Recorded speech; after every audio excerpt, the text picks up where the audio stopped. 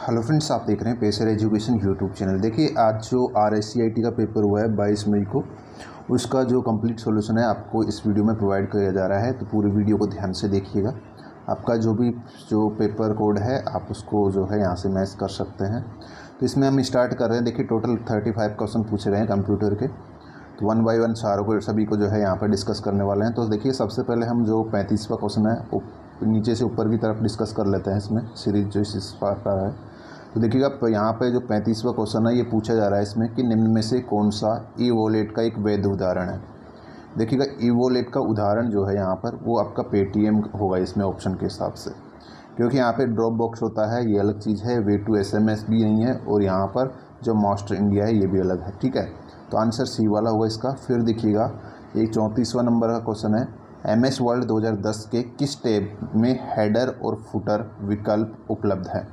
तो देखिएगा, वर्ड जब यूज करते हैं हम, ठीक है, तो उसमें जो हेडर और फुटर इंसर्ट करने के लिए हम इंसर्ट टैब को यूज करते हैं। ठीक है, ये ध्यान रखिएगा। उसके बाद में अगला क्वेश्चन यहाँ पे पूछा गया 33, वो ईमेल भेजने के लिए निम्नलिखित में से क्या अनिवार्य है। जब भी हम ईमेल भेजते हैं तो हमारे लिए सबसे नेसेसरी जो चीज़ होती है वो होती है सेंडर्स की ईमेल आईडी। जो सेंडर्स की ईमेल आईडी होती है वो यहाँ पे ज़रूरी होती है। ठीक है, फिर देखिएगा, एक है यहाँ पर इंटरनेट सर्च इंजन का एक एग्जाम्पल पूछा गया यहाँ पर। तो देखिएगा, इंटरनेट सर्च इंजन का एग्जाम्पल पूछा गया तो विंडोज़ यहाँ पे होगा नहीं, क्योंकि ये ऑपरेटिंग सिस्टम है।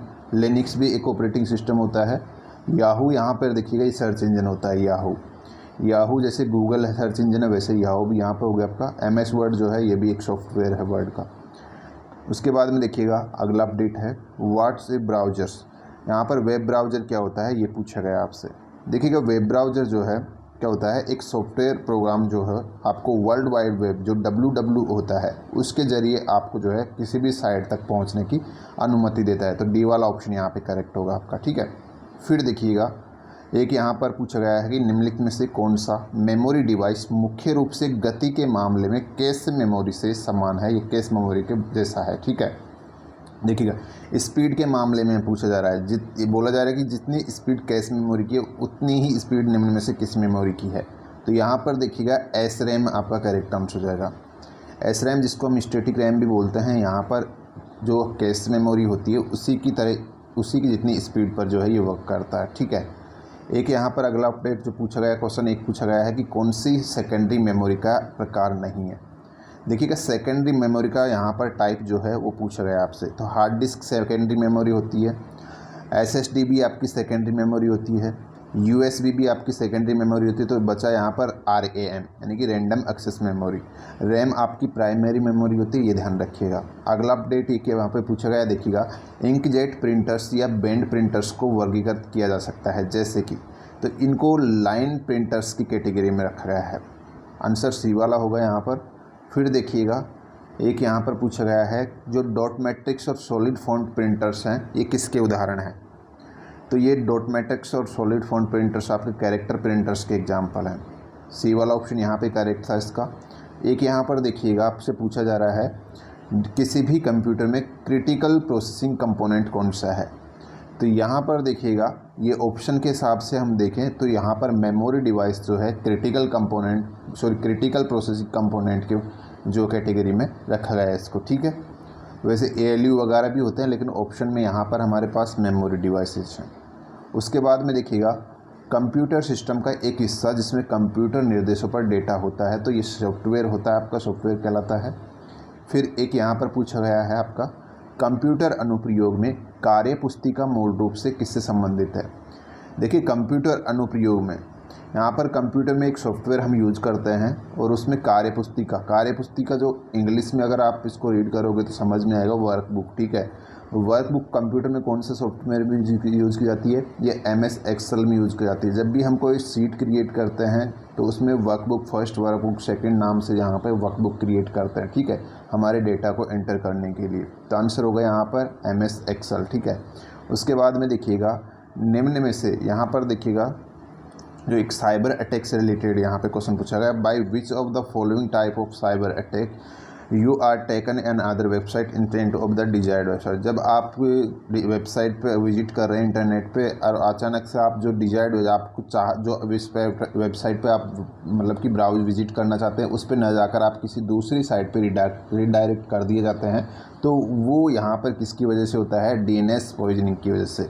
ठीक है, उसमें क्या होता है, DNS को चेंज करके आपको जो है यहाँ पर जो साइबर अटैक है वो किया जाता है। ठीक है, एक यहाँ पर पूछा जा रहा है कि when you click on the format pointer icon in the home tab you will see that the mouse pointer changes to।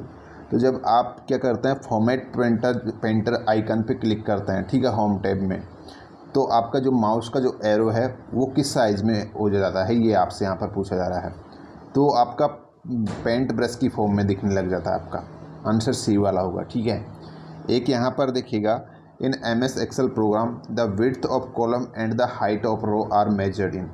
जब MS Excel प्रोग्राम यूज करते हैं तो उसमें जो यहाँ पर कॉलम की विड्थ और जो हाइट ऑफ रो को हम मेजर करते हैं वो किस फॉर्म में मेजर करते हैं, तो इंचेज की फॉर्म में मेजर की जाती है।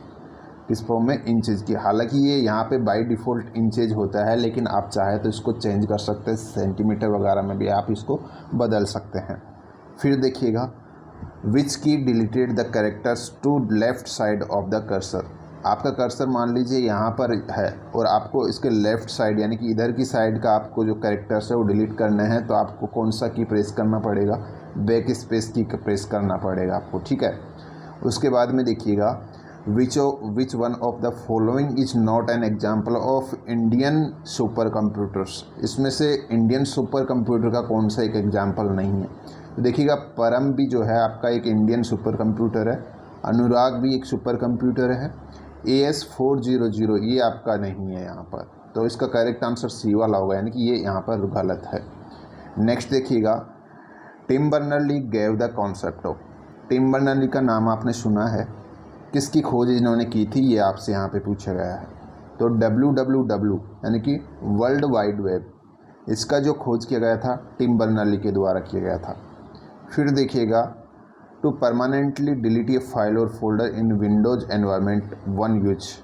अगर हमें जो है किसी भी फाइल या फोल्डर को परमानेंटली डिलीट करना है तो कौन सा की यूज़ करेंगे, हम उसके लिए shift+delete का जो है की यूज़ करेंगे। ठीक है, एक यहाँ पर देखिएगा पूछा गया आपसे, इनमें से कौन सी इनपुट आउटपुट युक्ति नहीं है, यानी कि विच of the following does not represent N input output devices. तो स्पीकर आपका हो गया आउटपुट डिवाइस, प्लॉटर हो गया आपका आउटपुट डिवाइस, मॉनिटर हो गया आउटपुट डिवाइस, और यहाँ पर ALU जो है यानी कि अर्थमेटिकल लॉजिकल यूनिट, तो ये आपका जो है ये यहाँ पर इनपुट आउट डिवाइस की कैटेगरी में नहीं आता है। एक यहाँ पर देखिएगा, DIMM का फुल फॉर्म पूछा गया है। तो DIMM का फुल फॉर्म होता है ड्यूल इनलाइन मेमोरी मॉड्यूल, सी वाला ऑप्शन यहाँ पे करेक्ट होगा। फिर देखिएगा, एक इंटरनेट एक्सप्लोरर क्या है ये पूछा गया है। इंटरनेट एक्सप्लोरर जो है एक वेब ब्राउज़र है। इंटरनेट एक्सप्लोरर एक वेब ब्राउज़र है जो कि माइक्रोसॉफ्ट के द्वारा डेवलप किया गया था। फ़िलहाल इसको यहाँ पर बंद कर दिया गया है और यहाँ पर माइक्रोसॉफ्ट एज की फॉर्म में जो है इसको यहाँ पर कन्वर्ट कर दिया गया है। नेक्स्ट देखिएगा, GUI का फुल फॉर्म पूछा गया है आपसे। GUI का फुल फॉर्म होता है ग्राफिकल यूजर इंटरफेस, तो यहाँ पर इसका ऑप्शन है सी वाला आपका करेक्ट।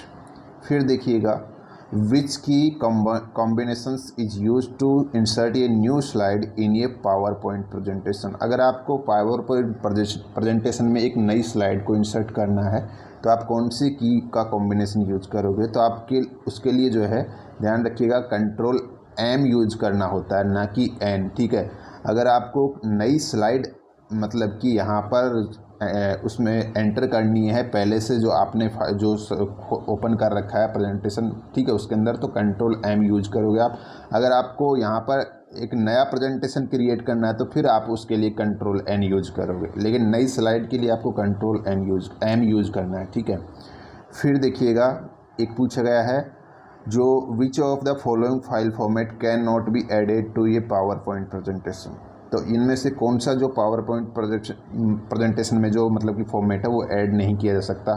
तो ये देखिएगा, JPEG फाइल आप इसमें इंसर्ट कर सकते हैं, GIF जो फाइल है वो भी ऐड कर सकते हैं, .wav भी ऐड कर सकते हैं, लेकिन HTML यूज़ नहीं कर सकते आप इसमें, ठीक है।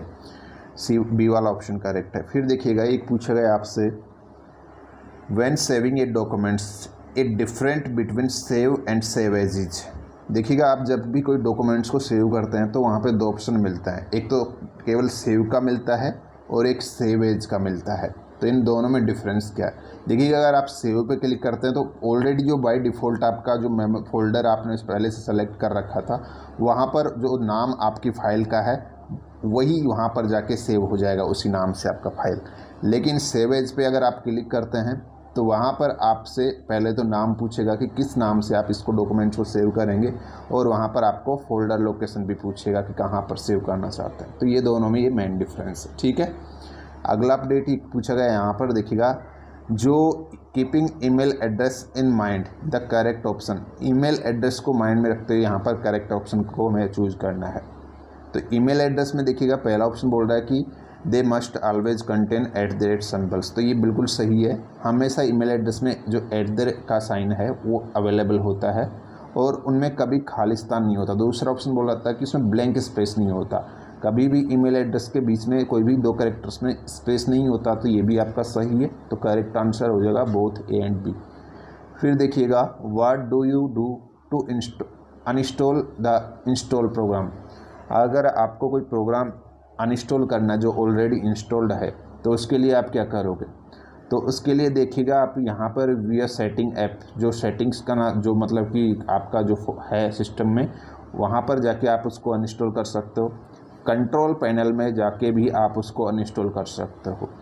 और यहाँ पर देखिएगा तीसरा ऑप्शन बोल रहा है कि via control panel and setting app both option are correct. तो यहाँ पर ये भी आपका सही है, ठीक है।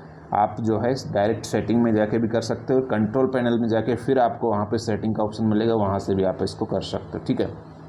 तो यहाँ पर देखिएगा ऑल ऑफ अबव का ऑप्शन भी दे रखा है इसमें डी में, और ए और बी दोनों भी दे रखे हैं। तो आप यहाँ पर देख लीजिएगा सभी है इसके अंदर सही ऑप्शन आंसर, ठीक है। एक यहाँ पर देखिएगा which of the following would you use to get a same display for all the slide in the presentation. देखिएगा अगर आपको जो स्लाइड शो है उसमें सभी स्लाइड्स का जो प्रेजेंटेशन है वो सेम टाइप से चाहिए होगा, तो आपको क्या करना है उसके लिए स्लाइड लेआउट ऑप्शन का जो है यूज करना होगा आपको, ठीक है। आंसर होगा सी वाला ऑप्शन। फिर देखिएगा what does a comment for a cell entry show on the screen. तो आपका आंसर हो जाएगा कमेंट, ए वाला ऑप्शन। फिर देखिएगा you can link any location of the current document to another documents और वेबसाइट थ्रू ब्लैंक स्पेस। यहाँ पर पूछा गया कि आपको मान लीजिए मतलब कि जो एक आपका वर्तमान जो डॉक्यूमेंट्स है उसको किसी अनदर डॉक्यूमेंट्स के लिए के साथ जो है लिंक करना है, तो आप क्या करोगे इसके लिए? तो आप उसके लिए हाइपर लिंक क्रिएट करोगे। क्या करोगे? हाइपर लिंक्स क्रिएट करोगे, बी वाला ऑप्शन होगा।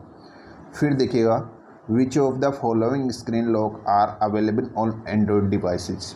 यहाँ पे पूछा गया कि जो एंड्रॉयड डिवाइसेज होती हैं उनमें निम्न में से कौन सा स्क्रीन लॉक अवेलेबल होता है। देखिएगा हमारे मोबाइल में जो हम स्क्रीन लॉक यूज़ करते हैं वो पिन भी लगा सकते हैं, पिन, उसके अलावा पासवर्ड भी यूज़ कर सकते हैं, पैटर्न लॉक भी लगा सकते हैं। यहाँ पे तीनों के तीनों लॉक अवेलेबल होते हैं एंड्रॉयड जो मोबाइल होते हैं उनके अंदर, तो ऑल ऑफ अबव हो जाएगा यहाँ पे। नेक्स्ट यहाँ पर what is the mean I Microsoft picture manager. यहाँ पर माइक्रोसॉफ्ट ऑफिस पिक्चर मैनेजर से क्या तात्पर्य है, ये किसके लिए जो है ये बना हुआ है ये सॉफ्टवेयर। देखिएगा ये जो सॉफ्टवेयर होता है माइक्रोसॉफ्ट ऑफिस पिक्चर मैनेजर, नाम से आपको थोड़ा पता चल रहा होगा, ये फ़ोटो एडिटिंग सॉफ्टवेयर है माइक्रोसॉफ्ट का, जो कि ओरिजिनल फ़ोटो मैनेजमेंट सॉफ्टवेयर एक तरीके से, ठीक है। नेक्स्ट यहाँ पर देखिएगा ई मित्रा का फुल फॉर्म पूछा गया, what would be the full form of e Mitra. तो ई मित्रा का फुल फॉर्म होता है, ई का मीन्स यहाँ पर होता है इलेक्ट्रॉनिक और मित्रा का मतलब होता है मित्र, ठीक है। तो इलेक्ट्रॉनिक मित्र यहाँ पर आपका करेक्ट आंसर हो जाएगा सी वाला ऑप्शन, ठीक है। तो ये टोटल 35 क्वेश्चंस यहाँ पर इसमें पूछे गए थे आज जो RSCIT का पेपर हुआ था उसमें। उम्मीद है वीडियो आपको पसंद आई है तो लाइक और शेयर ज़रूर कर दीजिएगा। आज की इस वीडियो में इतना ही है, मिलते हैं नेक्स्ट वीडियो में, धन्यवाद।